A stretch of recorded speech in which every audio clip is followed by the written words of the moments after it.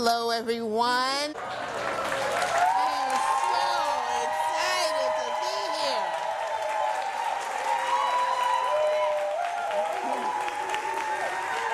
Y'all making it sound like it's Oprah or something.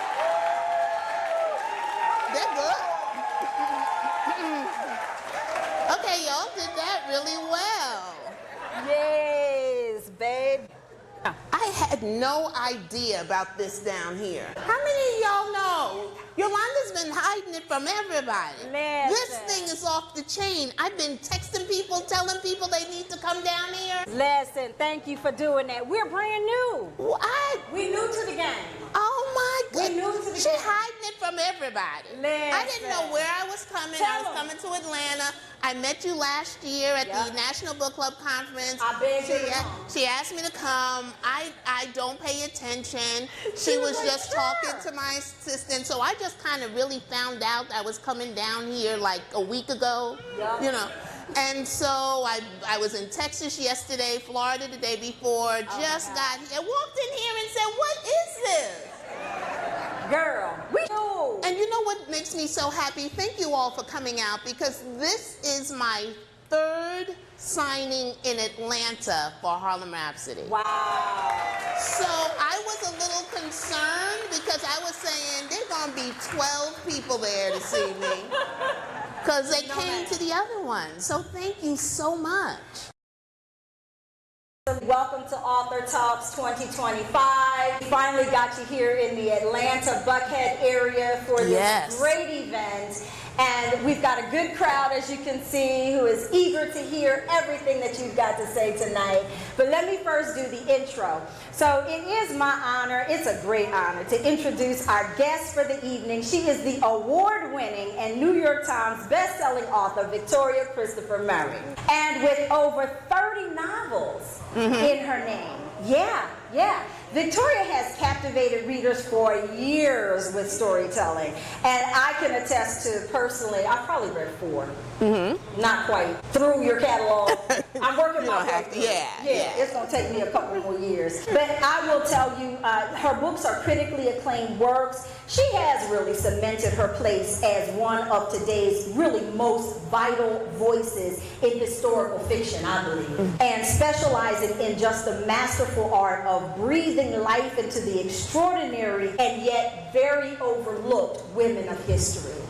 And I think she does a great service to us all for doing that. This exceptional talent is on full display in her latest novel, Harlem Rhapsody, which is what we're here to talk about tonight. And this is a story that focuses on Jessie Redmon Fauset, the woman known as the midwife of the Harlem Renaissance. And as we'll discuss, she really illuminates Jessie's journey as a mentor, a creator, and an emerging ruler in a world that was yet to be discovered. So once again, join me in welcoming Victoria Christopher Murray. Thank you for having me. Thank you for having me. Well, thank you. So I'm going to jump right into my questions, and the first one is really about Bella Fauset, the mama. Oh yes, she was interesting, wasn't she? I think she almost needs her own book. What y'all think? Not by me, but I think she needs her own book. One of y'all gonna have to write it. Yeah. Somebody's gonna. We have 2 really good historical fiction writers in here right now who are 2 of my best friends. Yes, Vanessa Riley. Where's Vanessa? And Denny Bryce. There they are. And so they have inspired me. They were writing historical fiction before I was, and they inspired me. So they're 2 of my favorite writers, and I'm not just saying that. They already know that. I've already told the world that. Yes, well, I would agree with you on that. We've had Denny Bryce here for Author Talks. Yes. Okay. Yes, and we've got to get Vanessa Riley here for Author Talks. Yes, so Bella Fauset, how you bring this awesome integrationist Jewish woman to life. She married black men twice. Yeah. And raised a Harlem Renaissance icon. What were her unique challenges and beliefs, and how did they shape her mothering of Jessie? You know, it was really interesting because when I discovered that Jessie Redmon Fauset's stepmother who raised her. She didn't even know her biological mother. When I discovered that she was a white Jewish woman, I was like, well, why would a white Jewish woman, a widow with 3 children, marry a black pastor, a widower with 7 children? And we're talking about the late 1800s. And so I couldn't even keep writing until I figured that out, because why would she do that? Together you already have a baseball team. So, you know, that's the first thing, but why would a white woman put herself in that situation with the rise of Jim Crow and white supremacy? And so at first I didn't even know that. All I knew was she had married Jesse's father. Okay. So it took me a while, and I ended up going to the census to find out about her parents. That was why I went there. I looked for her parents, because your parents tell you who you are. That part. But when I went to the census, I found out her first husband was black. Wow. And then, so I was like, well, that's just what she did. She was an integrationist, the word I had never heard before. Have any of you heard that word? I had never heard that word before. They were abolitionists who during slavery and moved to integrationists, believing that the only way to have complete equality in this world was through full integration. So Jessie, so Isabella Fauset was going to integrate America all by herself. Because like you said, she married a black man twice, and she had 3 mixed children with her first husband and 3 mixed children with Jessie. She only wanted mixed children. So she had a solid belief. Like, there's a lot of people who say this and say, she wasn't saying it. She was walking her talk. And then that's the woman who raised Jessie, which I find fascinating, because she was the woman who made Jessie, I'm sure she used her white privilege to get her daughter, because she thought of Jessie as her daughter, into the high school for girls, Philadelphia High School for Girls. I have to stick a pin in that. Guess who graduated from Philadelphia High School for Girls? Oh my goodness! And I got one more in here. Tina. Where you at? Tina and I graduated from Philadelphia High School. And it's still one of the most prestigious high schools in the country. And so she was the first black. She was the valedictorian. Yeah, she was the black valedictorian. She was. That's saying something. Because that's one of the most prestigious. Everybody in there smart. Everybody in that school is. She was the valedictorian. Wow. And so I know it was her mother who got her into that school. I know it was her mother who pushed her to go to Cornell when her first choice wouldn't let her come in because she was black. I know it was her mother who pushed her to go to La Sorbonne to study in France in 1914. Think about that. Like, you couldn't just hop on United Airlines. You know, you had to get on a steamship. So it was her mother who brought her white privilege, but who reminded her. Her mother also had black sensibilities. Like, didn't she? Like, that's what I loved about all the things I found out about her white mother. Somebody asked me at one of my signings, why did I make Jessie's mother white and Jewish? And I said, I didn't do that. That was God. That was not, no, I didn't do that. I just kind of do what God, I just go with what he put.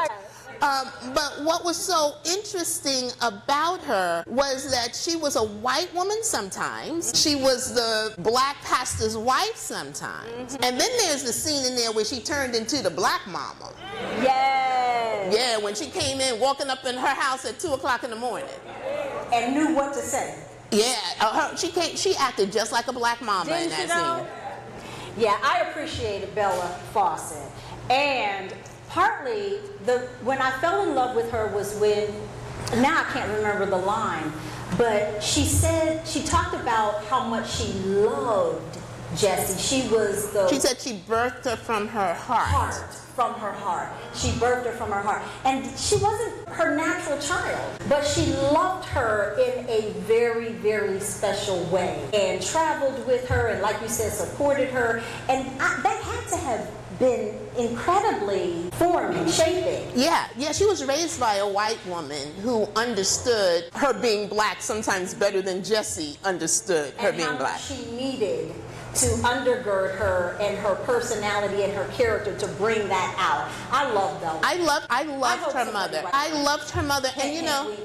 And think about it, she had to love Jessie because she loved her father. She loved the man she married. Yeah. She converted from Judaism to become a Christian. And that's not something that the church demands. No. That was her wanting to fully integrate herself into that life. That was powerful. Yeah, she was a fan. wonderful woman. I'm a fan. Yeah. I'm a fan. I want to ask about archetypes. Yes. So, because when I think about Jessie and kind of scrolling in my head, what archetype does she fall into? She's so complex, right? And it felt like, for me, it was creator and mentor. Yeah. Definitely. All the way to the end, mentor. But what in Jessie's early life, or life lessons like from her dad or from her stepmom Bella, made her so driven to create new narratives and help others? Like, her whole world was about helping others, supporting others, bringing their voice forward. Where'd that come from? You know what's so interesting? I don't think we would have had the Harlem Renaissance as we know it without Jessie Redmon Fauset, because she was a nurturer. Like, if she were not there, W.E.B. Du Bois wouldn't have held Langston Hughes' hand the way she held Langston Hughes' hand. And I think that nurturing spirit, which is interesting, she didn't want to be a mother. But this is just me believing this. I couldn't find this in research. She was the youngest of 7 children. Yes. And by the time they were 20, 5 of her siblings had died. It was only her and Mary Helen when she got to New York. Okay. 5 of her siblings had died from all the illnesses of the day. From the Spanish flu, from diphtheria, everything. I think that impacted her not to want to have children. I think she was afraid of more loss. And she never, ever had children. But I think being the youngest of 7, she was nurtured. So she became a nurturer. Gotcha. And so I think what happened with Jessie is all the love that she would have given her own children, those became her literary babies. Yeah, she had a lot of them. She sure did.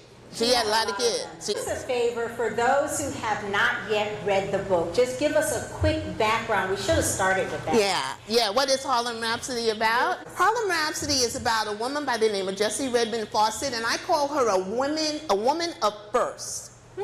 She was the first black young woman to graduate from the Philadelphia High School for Girls, the first black woman to graduate from Cornell University, the first black woman to graduate Phi Beta Kappa. We didn't find out until 2000 that it wasn't, but she was. She lived her life that way. One of the first black people to go study at La Sorbonne.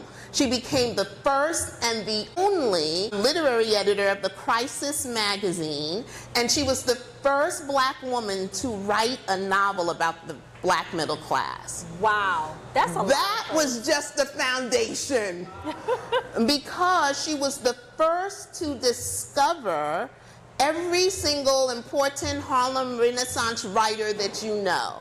She discovered County Cullen when he was 16, Langston Hughes when he was 17, Gwendolyn Bennett was in college, Nella Larson was in her early 20s, Jean Toomer, she taught him at Dunbar High School. So she was the first to discover them, mentor them, edit them, and she published them first. Wow. She published them before anyone else published them. Wow. She probably published Langston Hughes' first 20, 25 poems, at least. At least. I think I stopped counting at like 25.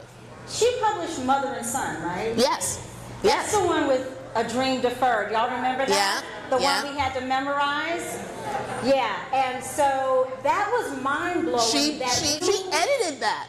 That's incredible. She edited, and she was the one that said to Langston, when he sent in his high school picture to just be included in the Brownie magazine, she was like, I think you're a writer. You should go write. While you're in Mexico, write.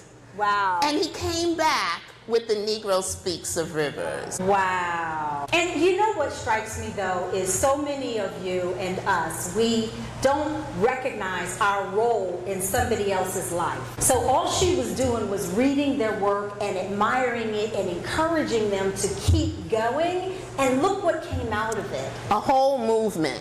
A whole movement. She was brought to New York by W.E.B. Du Bois. And she was brought there because they had a little bit of a situationship. Okay, go on. Tell me.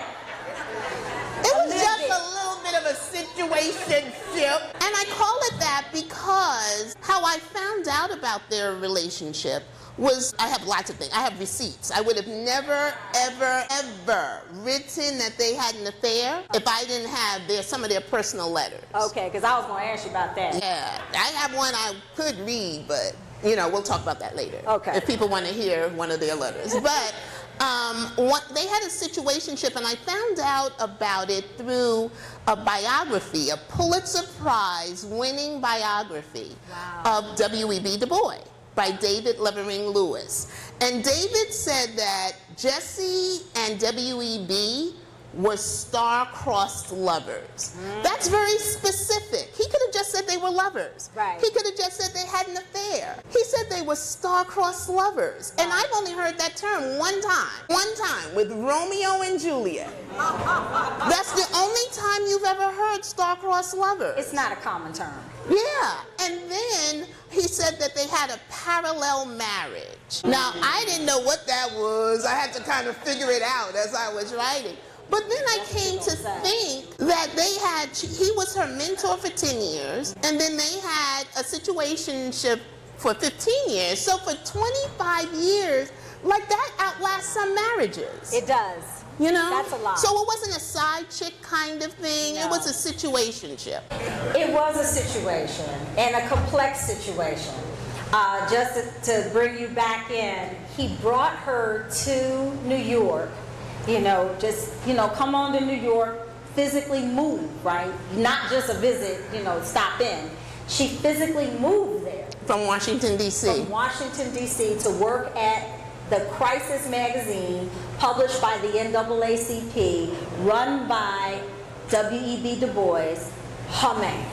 Her man. He was her mentor for 10 years. He started out as her mentor. He started out as her mentor before the NAACP was even formed. This is very interesting to me, and because I think everything happens in divine timing, even some things that we might not approve of. But in 1903, her father passed away on January 3rd. Okay. At the beginning of the year. 3 days before the end of that year, so 3 days the year started, her dad passes away. 3 days before the end of that year, she reaches out to W.E.B. Du Bois just to tell him how much she loved his book.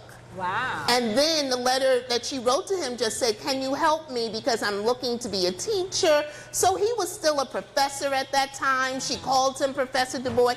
For 10 years, wow. He mentored her by mail. Wow. They never saw each other. There was no telephone calls, but he got her first internship at this university as a teacher. Kidding. He was really her mentor. And then they met in person. And he saw that pretty young thing. And he was she saw that handsome fella. Yeah, and that powerful. That's what it was. That he powerful. was a talker too. He was a talker. He was a charmer, but it was the only time in history that somebody could say they were the most educated person in the country. W.E.B. Du Bois was the most educated man in the country, most educated black man in the country. Wow. Because think about this, this is only 50 years after emancipation. So they had just taken the shackles off. That's right. And this man had an undergraduate degree from this university. When he wanted to get his master's degree from the University of Massachusetts at Amherst, they didn't take all of the colored colleges' credits. And so he had to get another undergraduate degree from the University of Massachusetts. He went ahead and did that so he could get his master's there. Wow. He got his master's there, and then he was the first black man to get a PhD from Harvard. Wow. So this was the man who was walking the earth trying to save all black people across the globe. By himself. By himself. That's the big thing. You know, it's so interesting because I know a lot of people read the book and were annoyed with W.E.B. not me. I got to learn so much about this man because I compare him to Martin Luther King in terms of how Martin Luther King was trying to save the country. But Martin Luther King had an entourage. He had some people. He had Ralph Abernathy, he had Andrew Young, he had Jesse Jackson. W.E.B. Du Bois had, he traveled by himself, and he couldn't hop on the plane. He had to take boats that would take him to Africa, and it would take 3 weeks to get there. He's by himself, and then he would go to those governments and say, you colonizers are raping my people. You are raping this country. That's bold. He lived to be 95 years old, and honestly, I don't know how. Because he was by himself. They could have taken him out at any point and no one would have asked a question. That is something I never thought about. He was by himself. And he would go to every country in Africa. He traveled the globe. And he was trying to save black people all over the globe. So he wanted to do it not just in this country. He could have been elected as the president of colored people around the world. Because that's what he was doing. He was standing up when nobody else was. And he would walk into those governments, knock on the door, and say, you're colonizers and you're rapists. You are taking everything. These are my people's resources. Get out of this country. I do too. Wow. So I give him a lot of grace because a lot of people, I give him a lot of grace because now he wasn't my husband, so it's easy for me to say that. Nina had a different opinion. Yeah, so Nina had a different opinion from us. His wife. So and she was a doll. I give him a lot of grace because I don't know what it was like to travel 6 months alone and fear for your life and the pressure he was under and everything. And when people, he did have a lot of affairs with a lot of women. In every area code. In every area code. But think about the area codes, because that's the truth. He had a 35-year affair with a woman who lived in Chicago. This was in 1920. How often do you think he saw that woman? Seriously, maybe once a year? Right. Maybe, and he wasn't there very long, maybe once a year. He had a long-term affair with a woman in London. How often do you think he saw her? Once every 5 years? So it wasn't like he was seeing somebody on Tuesday, on Wednesday. That's why Jessie became a threat. She was the only one he saw every day. The work husband thing. But I do, now I'm so glad you shared that because that does give a different color to who W.E.B. Du Bois was. I did not see him that way. And I do have a greater appreciation for the solitude that he must have experienced. I can't even imagine. Too. When you are the most educated person in the country, who can you have a conversation with? But nobody was even traveling with him to just say, to give him. Yeah, he carried his own bag. He carried his own bag. So I have a letter of somebody saying they couldn't believe he got off the boat carrying his own bag. Yeah, and the times that all of this was taking place is absolutely unheard of. So I do applaud him. I'm going to give him some more props. So everybody, can you give him some more grace? Yeah, we're going to give him some more grace. And you mentioned his wife. Can I say one thing about his wife? His wife, Nina.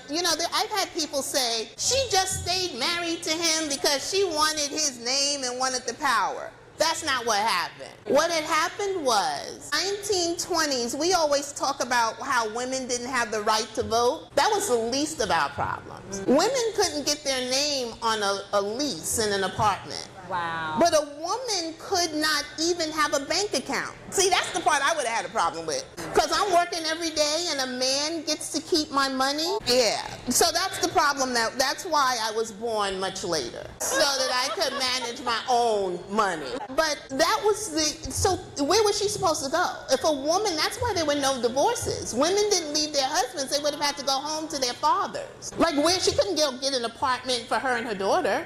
Right. And men didn't leave their wives because of that. So in the FBI, not during WE, the FBI went to Coretta Scott King to tell her that her husband was having affairs. And they were just trying to mess it all up.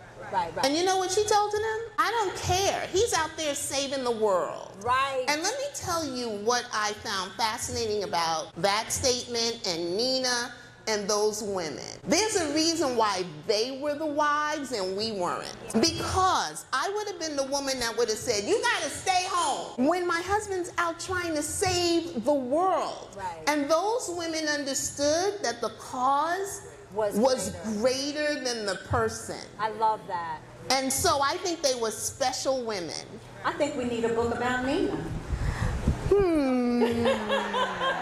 I know, she was interesting, right? Yeah, her personality was interesting. And I know women like that who ascribe to that greater good. Like, they're just good at it. And like you say, all of us can't be that, right? But, I mean, if I had to choose, we're right. Don't even try. I ain't going to ascribe to no greater good. But I understand. Yeah, that's what I said. Like, it's easy for me to say it. He wasn't my husband. Yeah. But I almost wish I could be that kind of woman. Because when you say, just stay home, you're like, it's such a selfish move. Yeah.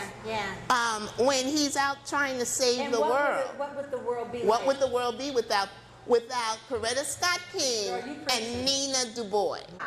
Okay, we're going to write about them too. Somebody is going to write about them. All right, well, let me ask you about Jessie and W.E.B. This is more around the secret affair. Okay, so we just going to go on and pull the curtain back and talk about it. Okay, this was about the letters and journals. I really want to know, and you kind of alluded to this, that there were some hidden clues. Was there an aha moment where you said, oh, I get it? Was there a particular love letter? Or was it all kind of piecing the puzzle together and somehow you sorted it out? And I'll let you. Yeah, so it was pieces. When I first started, I didn't know they were having an affair. So when I discovered that they were having an affair, I was like, shoot me now, because I was afraid that was going to take away from who she was. Right. And I didn't want people to say the affair was greater than all the things she accomplished. Yeah. So that was an issue. And then later on, I discovered she was a member of Delta Sigma Theta Sorority Incorporated,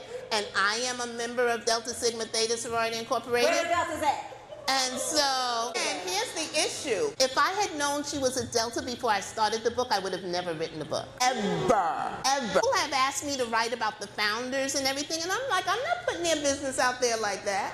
So I didn't know she was a Delta, and when she would have the affair, I called up a good friend of mine, Rashonda Tate, and said, I'm going to have to give back the money. Ooh. Because I was like, how in the world am I going to write that? Everybody knows Deltas are perfect. We don't have affairs. Nothing disparaging. I was like, how am I going to do this? I thought my sorors were going to kill me. And it turned out there's not one. All of them love it. There's not one. Even the international president said, girl, this book good. So everybody's loved it because everybody understands that they were just ordinary people doing peopling things. So that was a good thing. So I did not know they were having an affair. I found out through the biography, and then I went in search of letters. The kind of letters I found was things that made their way into the book. I found out there was a letter where she wrote to Du Bois, and she must have been pissed off because she said, I'm going to name my book, There Is Confusion. And she said, because if I could tell people everything about us, if they only knew. So I was like, ooh, why are you using them that letter? And that's when she named her book. There is confusion. I got that. I have a letter from him. The most poignant letter to me about him was after the book ended, and I did put it in the author's notes. It was when he was driving by her house one night after their affair ended, and he said, I saw the light on, and I wish that I could have come in, but you're married now. He better not. Yeah, he was like, when I just had a wife, but that husband there that you got. Right. He ain't gonna knock so that was over there. But there was a letter. I did not know about his affair with Georgia Douglas Johnson until I read a particular letter. So do you want me to read that letter? Yes, please. Y'all want to hear that letter? Okay, so I don't know why I don't put this. So with this new iPhone, with the 16, they have messed up us finding our pictures. So y'all keep talking. Y'all keep talking. Well, I put it in my favorites. So hold on, let me. So we'll keep talking until I find the favorites. Okay, so this was a letter I found. And I was like, oh my my God. Because I have letters from W.E.B. Du Bois from 1877 to 1934. Wow. But I only read the letters. I have a book of them. I only read the letters that fell in line with my time period. But so all of his letters were very short and to the point, whether it was business or whether it was something like this. So this is a letter that he wrote to Georgia, and I was like, okay, I got to put this in there too. I got to put the affair in there. Dear Georgia, I'm thinking of you. I'd like to have you here. I'm coming to see you at midnight. Please come down half-dressed with pretty stockings. I shall kiss you. Very short and to the point. Now, there's no place in there that says they're having an affair, right? But I use that good old degree I got from Hampton, and I just kind of extrapolated that they weren't, at midnight, you're not really talking about the crisis. And then the half-dressed, Right, with pretty stockings on. versus ugly stockings, because I didn't know what that meant. Midnight, by the way. So this is what got me, after I picked my face up from the floor. I was like, the thing that bothered me most, not bothered me, but the thing that tripped me up most was he said, please come down at midnight. So I'm thinking, well, you're going to mail a letter, it's not going to get there for 2 weeks. What midnight? Like, is she just supposed to come down every midnight half-dressed with pretty stockings until he show up? Like, I couldn't figure that part out. And then anybody who writes historical fiction, they'll tell you, when you can't figure, you got to stop right then and figure it out. Like, you can't even write the next page. Because it doesn't make sense. Like, what was you going to do? Come down every night at midnight, half-dressed until he shows up. Like clockwork. And then you just wait for him? I mean, I didn't get that. He got it like that. No, thank God it wasn't like the Georgia, she had her own husband. She wasn't going to do all that. I liked her too. What it was that during that time, it was delivered 3 and 4 times a day. It didn't stop being delivered 3 and 4 times in New York until the 5th. Aha. Yeah, so she knew exactly what midnight to come down. Wow. So isn't that interesting about the mail? That's very interesting. And he was not, for somebody that did all that writing, he didn't do no whole lot of He didn't get, none of his letters were like that. There was only one letter that went on for like 3 pages. And so I don't want to give too much away if people haven't read it, but you know that scene in the book where y'all thought I had made that up. You know what I'm talking about, that party. And y'all thought Victoria Christopher Murray has lost her mind. Right. I didn't make that up. I got it from a letter. 3-page letter. He never wrote those kinds of letters. He wrote a letter to his daughter about the anniversary party. And it went on and on for so long that I felt almost like one thing I did not include in the book was Jessie's relationship with W.E.B. Du Bois' daughter. They were very close. They were very close. She was her mentor, and I couldn't include it because the book was getting to be like 700 pages, and I didn't know if y'all would stay with me that long. And so I left it out, but I suspect, because he's never written a letter like that, not a business letter, not a love letter, I suspect she began to suspect. I was about to say, he was trying to throw her off, saying, well, she wouldn't have given us a party if we were having an affair. And it was all the details in the letter. He said what time they got there, how the car wouldn't start, how cold it was.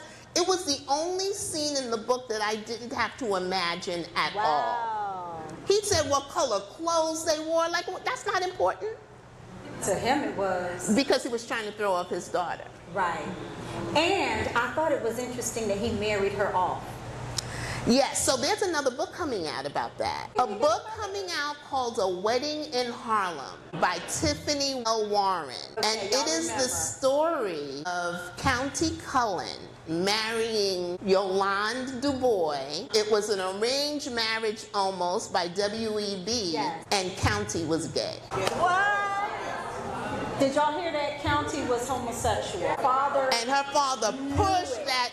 Okay, I'm not sure. No, let me tell you why. So when I was in New York researching Harlem Rhapsody, Tiffany was there researching A Wedding in Harlem. Okay. So we spent like 3 weeks going to the Schomburg every day, reading letters, everything.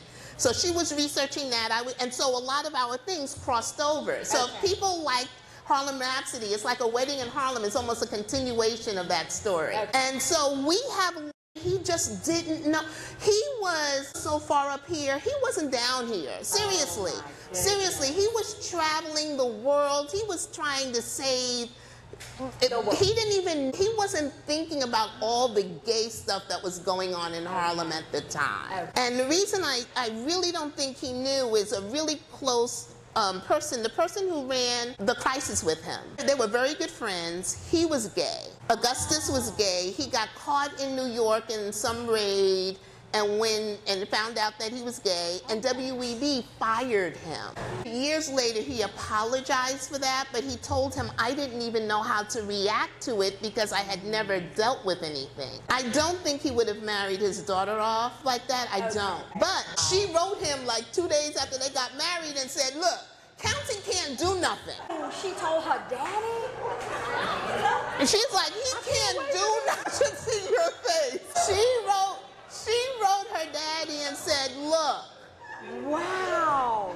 And her daddy said. He really pushed that. He did. He did. I can't wait for you to read this book. A Wedding in Harlem coming out next May. I have her for author talks when she writes that book. I think that would be a good author talk. Yeah, Discussion. it's not me, remember, it's Tiffany. But I can talk, I can be in conversation. Yeah, I'll get her down here. Get Tiffany here, because I think I'm going to talk about that one. Yeah, you want to talk about that. Okay.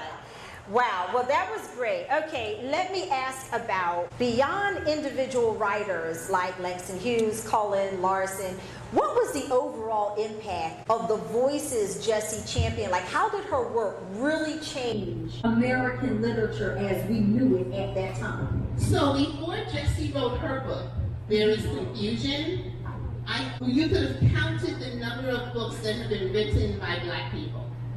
Only because 50 years after emancipation, we had like a 2% high school graduation rate. So there were no books written by Black people, and the few that were slave narratives. They were always about Black people as slaves or servants. Always, always. She wrote a novel called There Is Confusion, the very first book written about college, and it was released to critical acclaim. And so you can't have a movement if you're the only person, right? So she wrote this book, and one of the things that has not changed in publishing since then is that publishers have no imagination. Wow. Am I telling the truth? Denny's like, Victoria. Denny just went down and said, Victoria did not just say that. And this is what I mean. They find one successful Black person doing something, then they want to get all of them want their own Terry McMillan. I wrote a book called Temptation. I was considered the first Christian fiction African American, and then everybody wanted their Christian, they wanted a Victoria. So when Vanessa and Denny were writing those books and they were becoming successful, they wanted their own historical person. And so that's what's happening now with historical fiction. The same thing was happening back then. When Jessie wrote that book, then every single publisher wanted their own Jessie Redmon Fauset. Wow. So over the next 10 years, 40 books were written by Black people. That was when Jean Toomer's book Cain came out. Langston Hughes, it was The Weary Blues. County Cullen's book Color came out. There was a book by Arna Bontemps, Sad Faced Boy. 40 books came out. Nella Larson's Quicksand and Passing. Almost 40 books came out because of Jessie Redmon Fauset. So the entire literary canon we have as Black readers came from Jessie Redmon. That deserves it. That is so impressive. Yeah, those were the first books. And the reason that sometimes I feel sad that I didn't know her name is she wrote the first book about college-educated Black people, and I have been for 28 years writing books about college-educated Black people. And I was never curious enough to find out who was the first person to do that, and she was the first. When people say they stand on someone's shoulders, it's usually a cliche. I stand on this woman's shoulders. Wow. Right? And I have to say, how does that feel? So I mean, you know, that's why, to me, Harlem Rhapsody is the most important book I've ever written. I feel like I was born to write this book. I've been writing full-time for 28 years, but I feel like everything was to pour into this book at this time. Because writing her story, writing the story of Jessie Redmon Fauset as a historical fiction, got me to see how important historical fiction is at this time.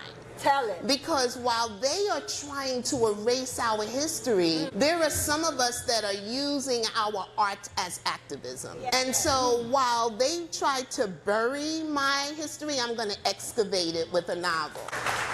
While they try to ban one book, I'm going to do my best to write 2 books. So what is going to happen is that our writing now becomes our resistance. Yes. And reading has to become your resistance, because they would not want these books banned unless they did not want you to read them, because they can't take away what's in your mind. Right, right.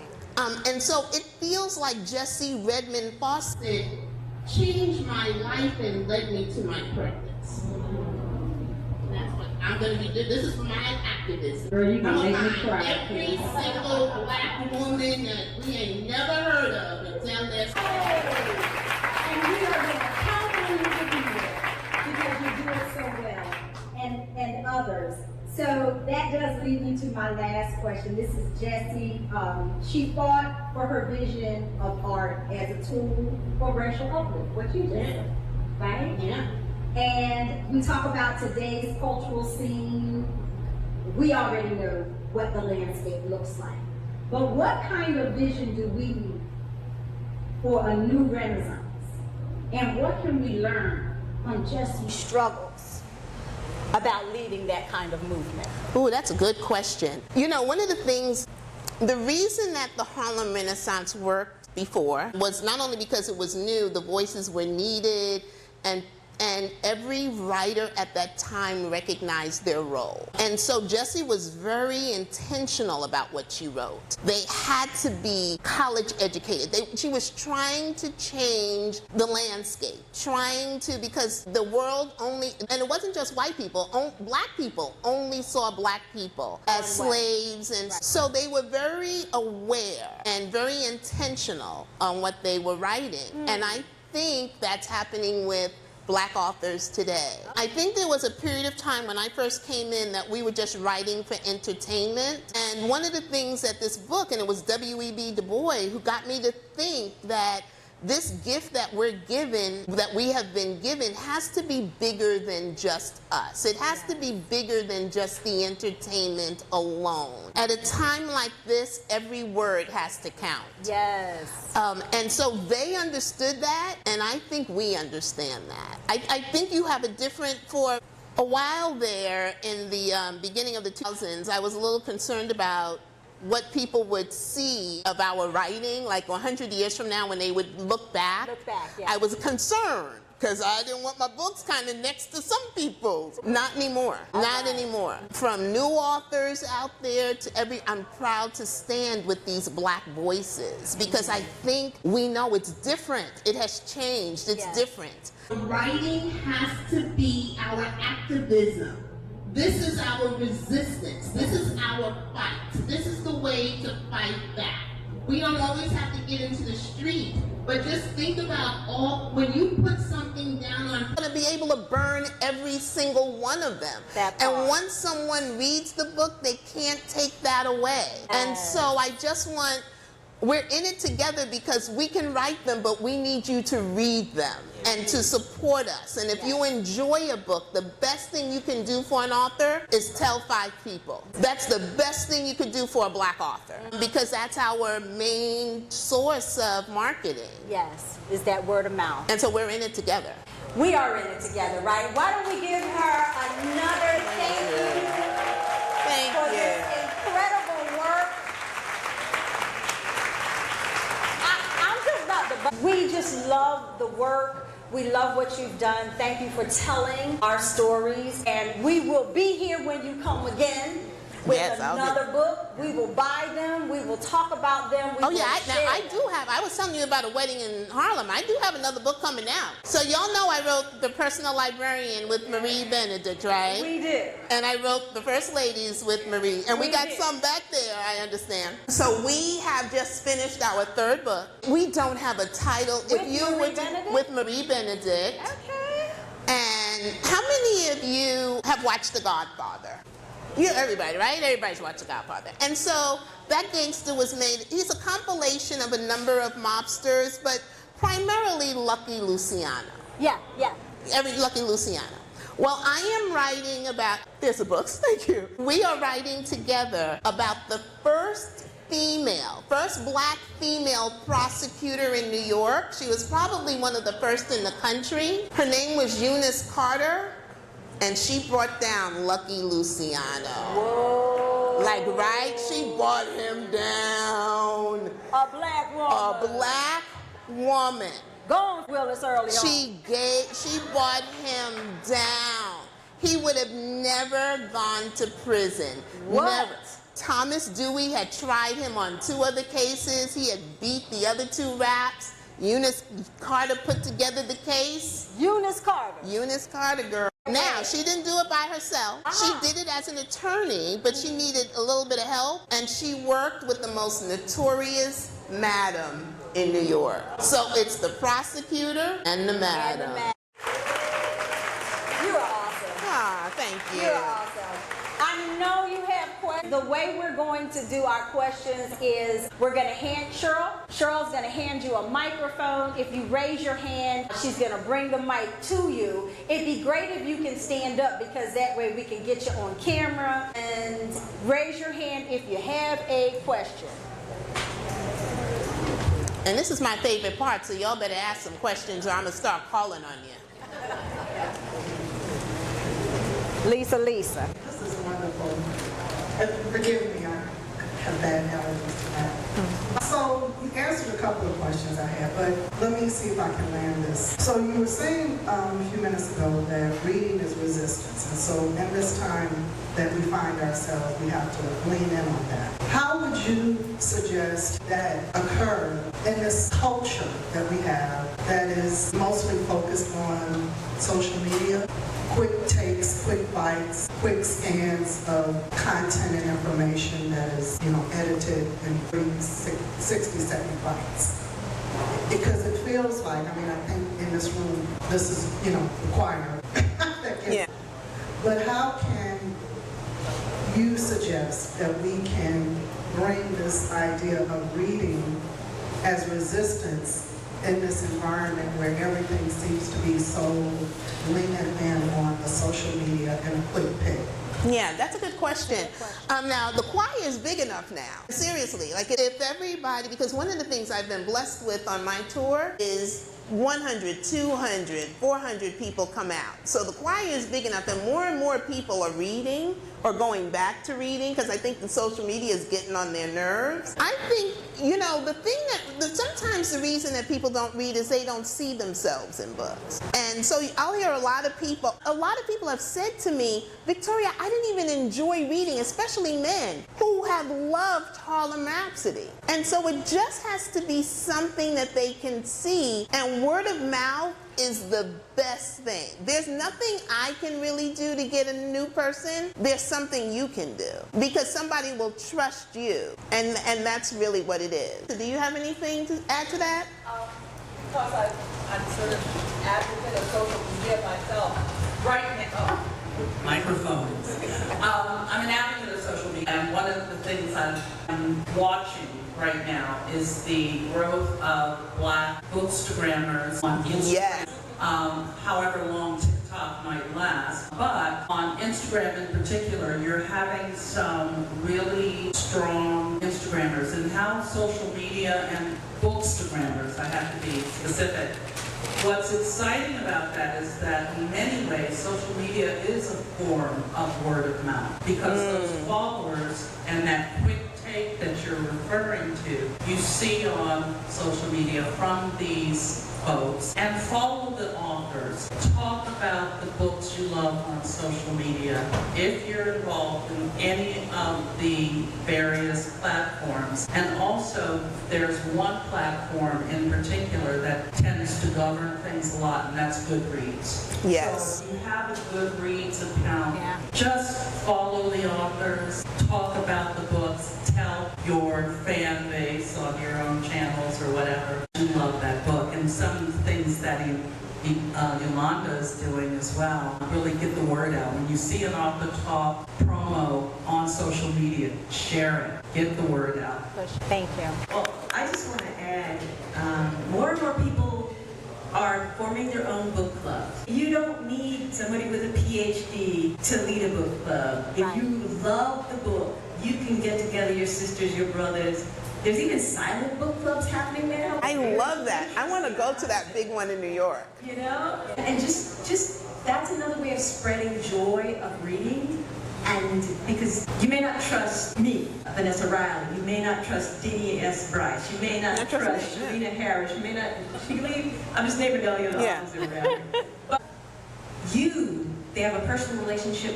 Your advocacy for the books is what's making a difference. Okay. And please shout it out. If you like something, just, leave a review on one of the platforms. I don't care which one. Just leave one. Yeah, because 5 people, leave one. Yeah. I'm looking at y'all. Y'all hear me? I want 5 people. But seriously, that is word of mouth. That is it. It trumps everything. Okay. That's good. The gentleman who wanted to know the name, I want to give you my mic. Okay, well, to the point that this lady just said, the first book that my book club read was yours. It kept us on our toes. Thank you. With Jessie and But you're not anymore, right? You get it, yeah. Have the full context. But I do have a question. Jessie stayed with the crisis for a very long time. She knew that good question. She was not the question. She might have been the main, but she wasn't the only. But what do you think kept her there? Relationship? Was it the fact that she was like the mother of this movement? Yeah. What kept her? Was it the fact that she was ambitious and wanted to take it over? What kept her there was, where was she gonna go? Yes. That's the only thing that kept her there. Where was she gonna go? The moment she left, she knew she'd be walking away from a dream. And so what people do with dreams, like there's so many times that I wanted to walk away from writing because it's been up and down and up and down, and when it's down you want to walk away, but you can't walk away from your dream. So where was she gonna go? Like in today's time, she could have gone to another company. There was no other company that was going to hire her, and the proof of that is when she finally left, she was leaving at the top of her life, her professional life. She had written this book. The crisis was bigger than it had ever been. She had discovered all these people, and she knew the white founders of the NAACP. She was leaving with everything and couldn't get a job in publishing. So where was she gonna go? And she knew she couldn't get a job anyplace else. So that's what kept her there. She was just staying there, hoping, until she knew there was no more hope. That's incredible. Hi. I wanted to tell you that you are an extremely amazing, talented. Thank you. And the only reason I know that I might be was when I said temptation, you nodded your head. I wrote that book 28 years ago. And our book club read that one, and it was amazing. It was horrible. I didn't know how to write that. It was great for us, and I've been saying yours ever since. And so I'm currently reading your Harlem Rhapsody, but I didn't quite finish. I have about a little bit more left. Okay. But tonight at 6 o'clock, I was sitting on my sofa. I was going to watch Dateline for my Friday night date. And they told me about an author talk here tonight. I was like, oh, I missed it. It's at 6:30. And then they said it's Victoria Christopher Murray. I said, what? I jumped up, grabbed my mom. Thank you. I just want to say that I traditionally, when I look for leisure reading, don't look for books about history. Yeah, exactly. So when I started reading Harlem Rhapsody, I was captivated because of the affair with W.E. That's what kept me reading, and then I quickly realized that you were teaching me history, and I appreciate that. So thank you. It was very creative for someone like me who normally doesn't gravitate to a historical book. So thank you on that. My question is, what motivated you to write the book about Jessie? That's a good question. So this was my first solo historical fiction because I'd written the other two with Marie Benedict. So when it was time for me to write a book, I had to figure out who I was going to write about. And I wish I had an intellectual answer, you know, like I set up and I knew no, that's not what happened. What happened was I decided, okay, what time periods would I want to write about? And I said the 20s and the 60s. And I like them for the same reasons. The fashion, the music, the food, the same, and the political environment of both. And I'm a political nerd, so I love that. And so then when I had the 20s and the 60s, I just started thinking of places. And when I said he's in New York, I bumped into the Harlem Renaissance. But now I had to find a person. So the first thing I did was Google, and Google is not how you do your historical research, but I Googled women of the Harlem Renaissance. Langston Hughes and County Cullen came up, and I said, Google, you're a misogynist. I said women. But underneath Langston, it's Jessie Redmon Fauset was the literary midwife of the Harlem Renaissance. I had never heard her name.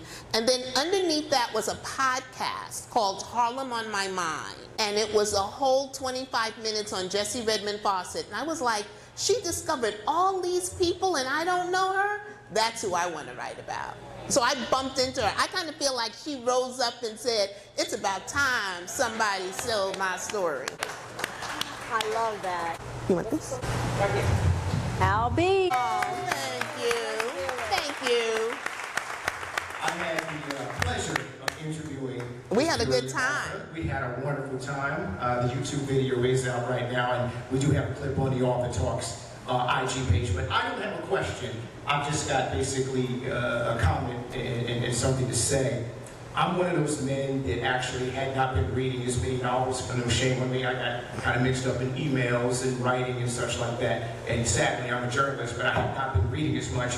And so when this wonderful woman presented me your book, I think the last novel I read was Terry McMillan, so, you know, yeah, it's been a minute. But I started reading this novel, and it was like a movie unfolding in my mind. This woman was pouring all of the tea in terms of this book, things that I really am glad that I know about. But most importantly, what I thank you for doing is bringing to the forefront a queen who not only had challenges, political and racism and such around her, but was still able to do magnificent things.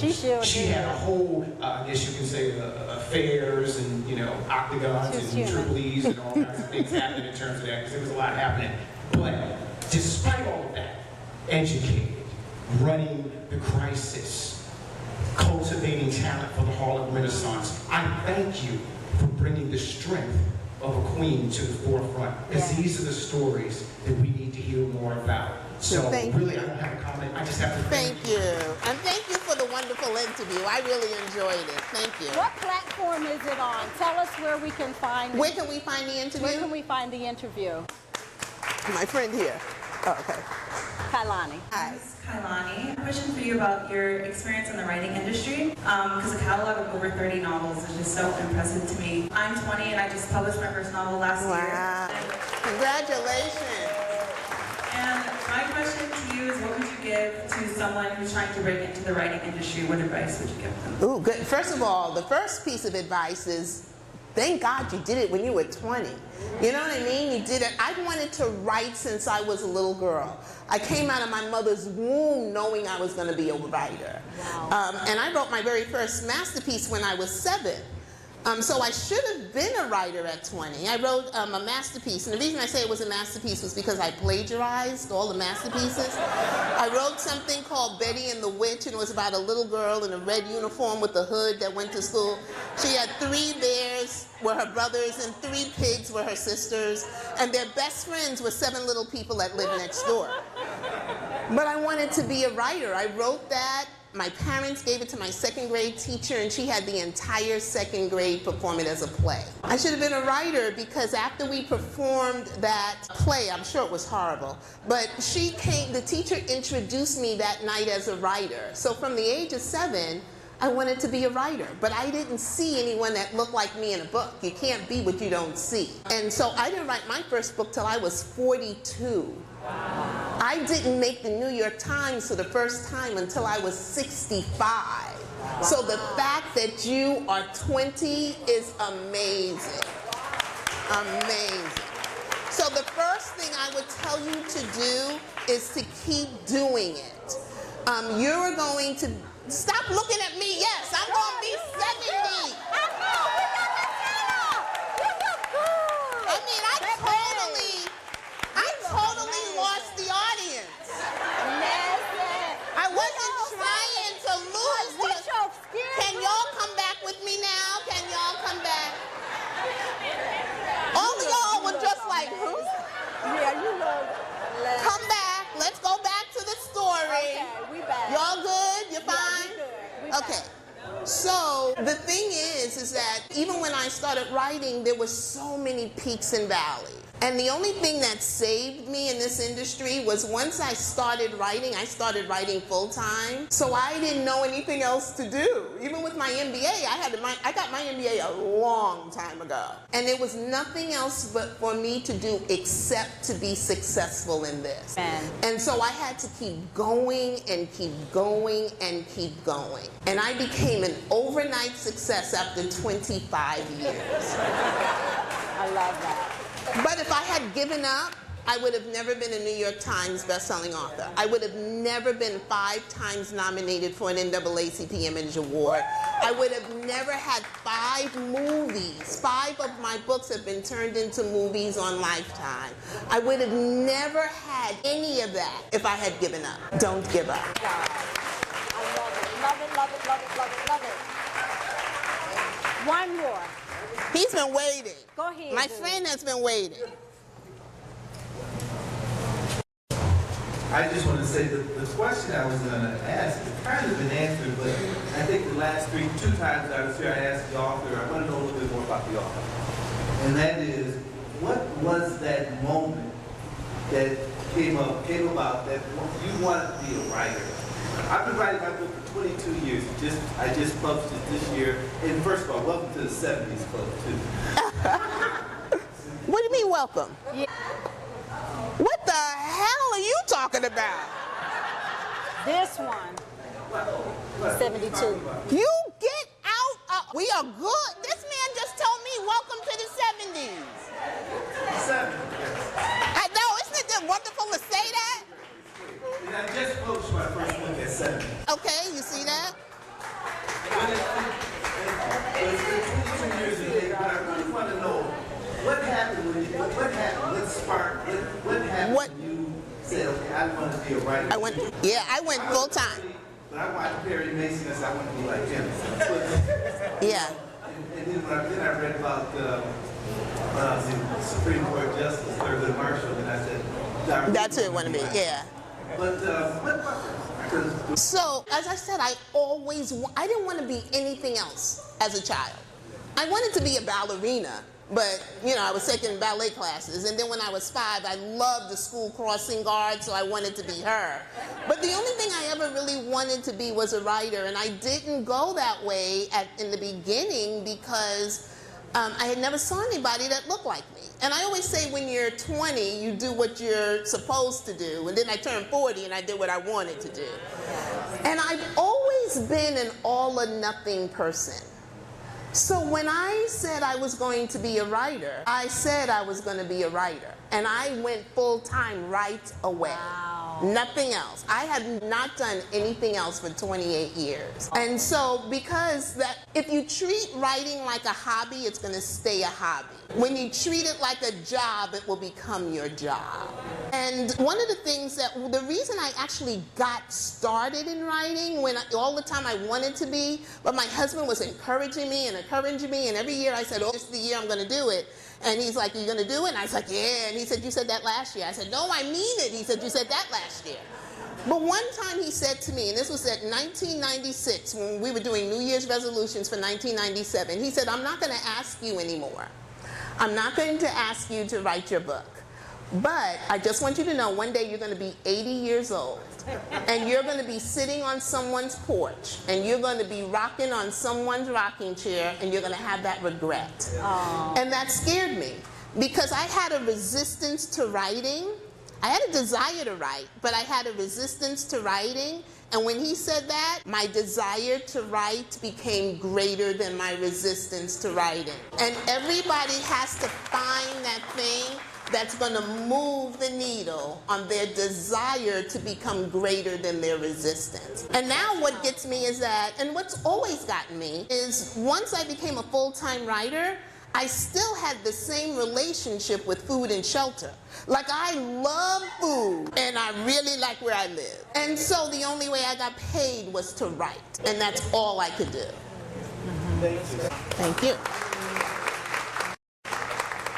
I think that's it. I think that's it. Can I do something? Would you mind if I took a video selfie with y'all? And I think we should say author talks. Okay, how you gonna do it? You gonna stand? So I'm gonna stand. You and I are gonna stand. All right. And let's see if we can see everybody. I'm gonna do a video because I think it's author so. talks real loud though, like author talk, like that.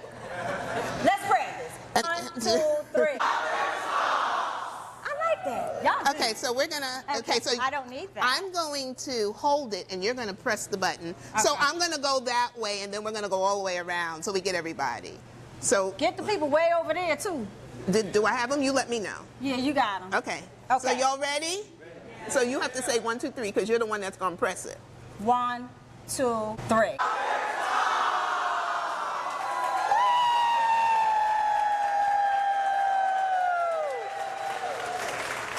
Thank you, guys.